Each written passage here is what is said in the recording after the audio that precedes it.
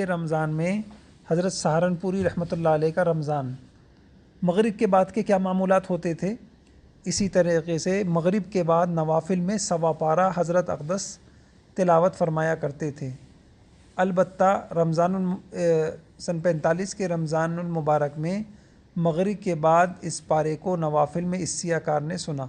اقتداء میں اس سیاہ کار کے ساتھ حضرت مولانا الحاج شاہ عبد القادر صاحب نور اللہ مرقدہ اور سید احمد صاحب برادر بزرگ حضرت شیخ الاسلام مدنی نور اللہ مرقدہ بھی ہوا کرتے تھے۔